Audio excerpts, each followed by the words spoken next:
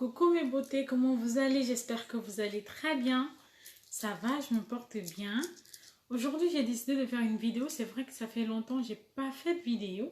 J'ai décidé de faire une vidéo pour vous parler tout simplement de ma deuxième grossesse parce que je suis enceinte. Ouais, je suis enceinte de mon deuxième bébé.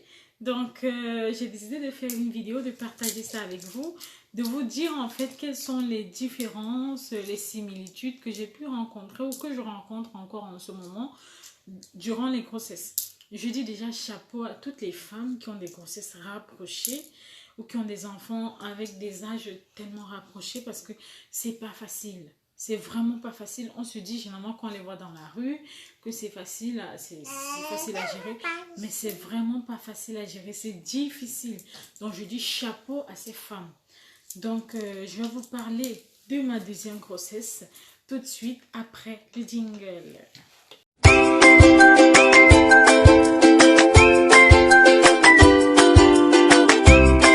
Nous allons parler d'abord du premier trimestre de grossesse. Donc, je vais vous dire quelles étaient les similitudes, les différences que j'ai pu rencontrer au premier trimestre, comment j'ai pu découvrir, comment j'ai découvert que j'étais enceinte.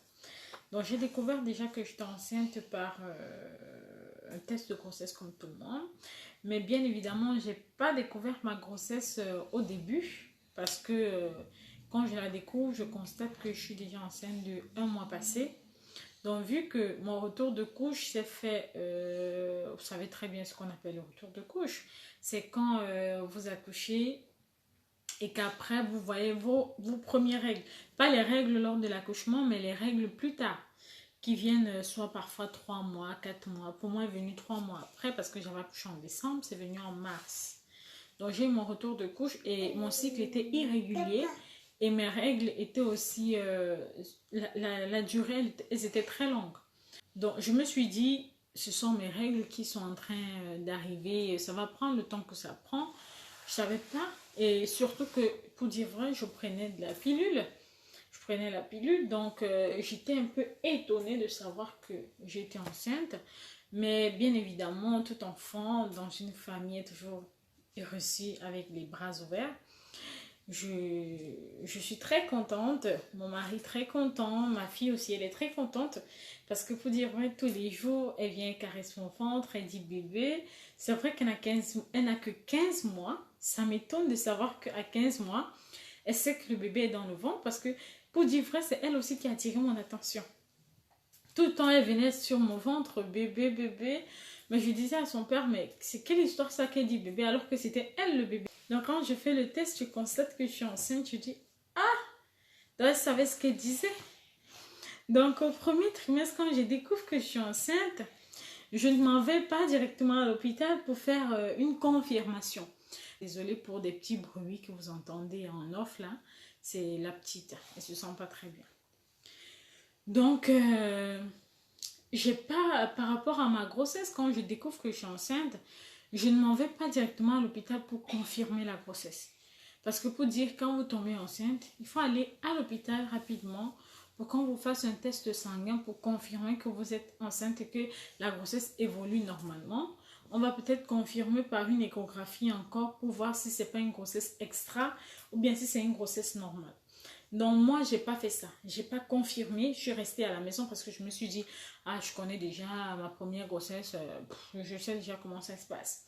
C'est vrai, vous savez bien comment ça se passe, mais c'est toujours prudent d'aller à l'hôpital. Parce que je pars à l'hôpital, pourquoi? Parce que je commence à avoir quelques petits saignements. C'est vrai que les saignements, c'est pas mauvais lors d'une grossesse, surtout au début, parce que parfois, l'embryon est en train de s'implanter, donc vous saignez. Parfois, les saignements ne veulent pas dire qu'il y a forcément une fausse couche ou bien qu'il y a... Parfois, c'est normal en fait, les saignements.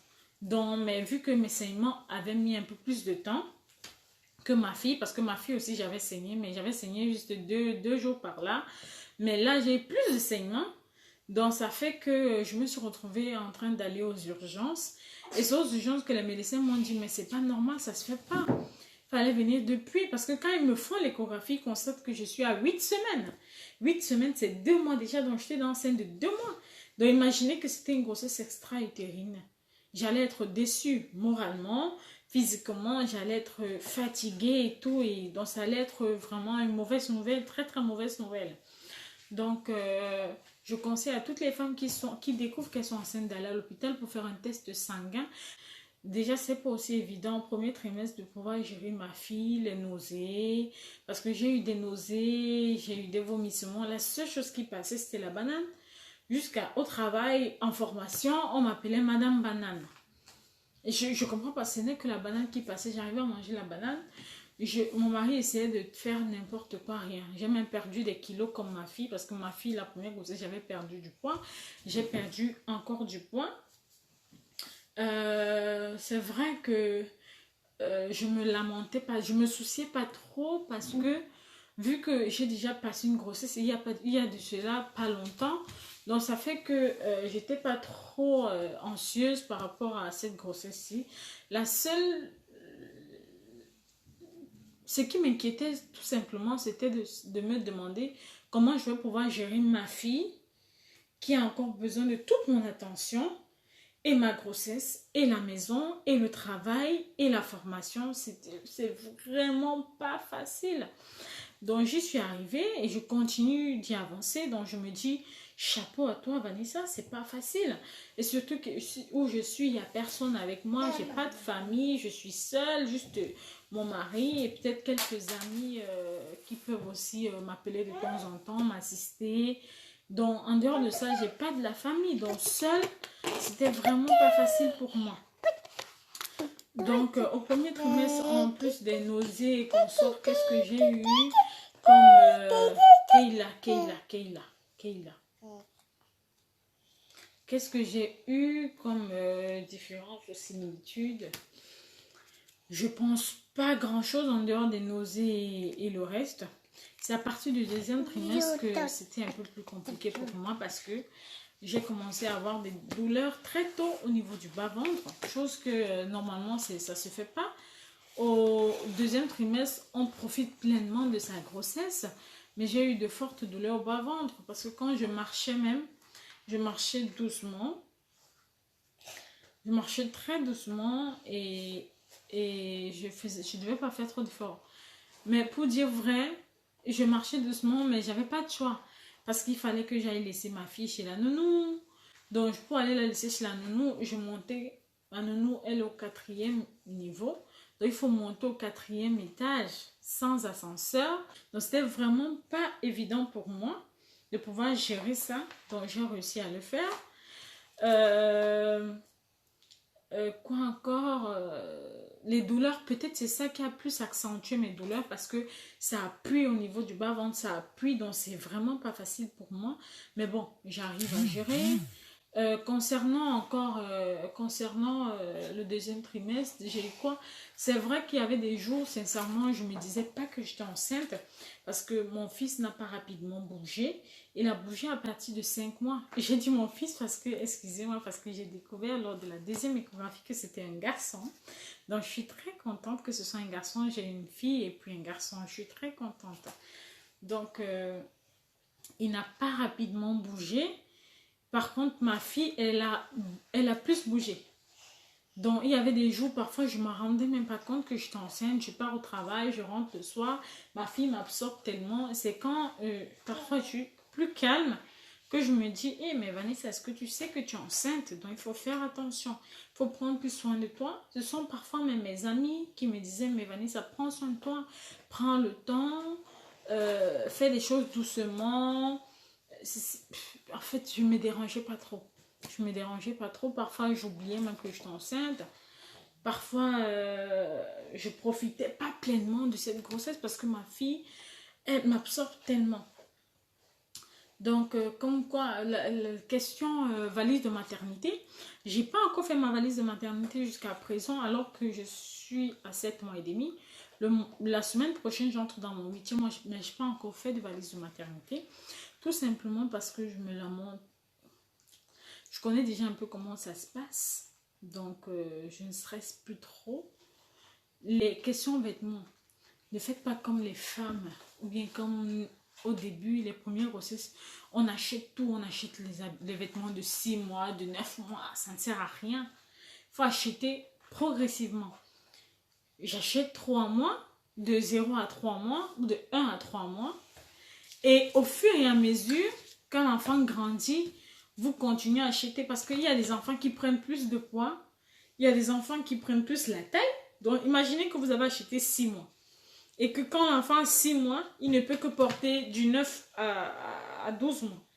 Donc, ça ne sert à rien. Pour moi, je pense que c'est mieux d'acheter de 1 à 3 mois ou de la naissance de 0 mois à 3 mois au fur et à mesure, surtout que les saisons, ça change. Ici, chez nous, malheureusement, en Europe, ça change vu qu'il y a des saisons. Et je pense que ce soit en Afrique, ça change également parce qu'il y a la saison sèche, il y a la saison pluvieuse.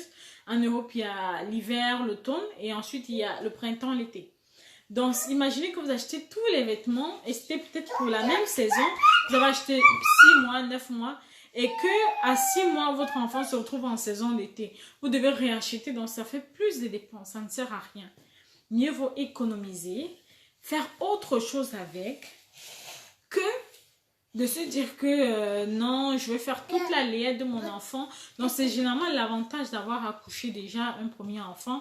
Au deuxième, au second enfant, on se dit déjà non, on sait déjà comment ça se passe et on est plus prudent, on est plus économique, on est plus... et il faut aussi dire que je dois acheter une poussette double.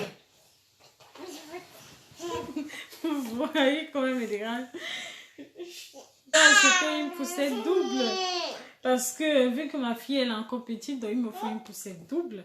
J'attends peut-être de vous dans les commentaires pour me conseiller quelle est la poussette parce que tous les jours je réfléchis. J'ai vu une poussette qui m'intéresse, c'est Redcastle Evolutrine.